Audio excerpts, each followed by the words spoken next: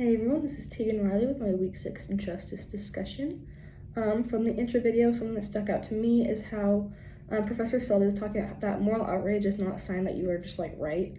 It's hard to kind of think through it because obviously if you believe in something strongly, then you're going to believe it's right because you don't want to believe the wrong thing. So it's hard when something challenges that to not automatically jump to the fact that like I have to be right because I'm like upset about it and they have to be wrong because they don't agree with what I'm like thinking or feeling and stuff like that. So I think that one kind of stuck out to me a lot because it's a good reminder to myself actually that like there's more to it than just like your jump like off the hook reaction, because that doesn't always like help you with anything actually.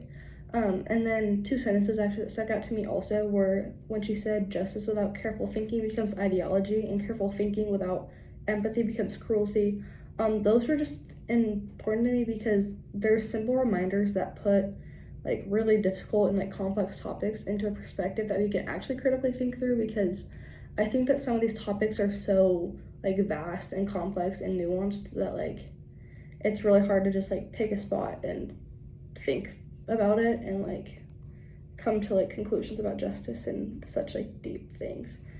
So there's kind of like simple ways to put that. So that was what stuck out to me from the intro video. And then the prompt that I chose was the one about how the lecture compares structural injustice to a poorly arranged room where people stumble because they're in a disadvantageous setup and not just because like their own fault. And what I chose for that was the public school system. Usually they're funded by like local taxes and stuff like that. So naturally, if you're in a wealthier neighborhood or like in a bigger area, then you're gonna have a better school system because you're having more funding for that. So you'll have those students will have better access to like things and support financially, like community support, stuff like that.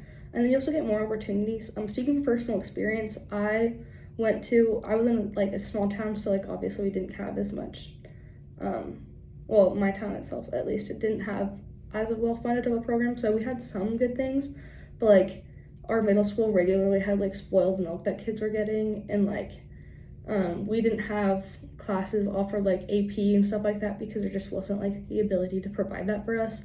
I have a friend who their school is like ancient, but they just barely got the ability or the funding to remodel some parts of it by raising the property taxes on some of the residents who like voted on it. So it's just like a really weird like structural setup, because it's like some students who live in wealthy areas are gonna have a leg up in like college and stuff like that because they're able to get more credits and more preparation, whereas people in more impoverished areas are not having those kinds of opportunities. So I'd say that is a structural issue, like injustice issue. And then for the rest of that, like recognizing how the systems combats the issue is like important, because you're not just like trying to patch holes on like a leaking tank. You're actually trying to like fix the glass, so you're not just like picking and choosing where you care.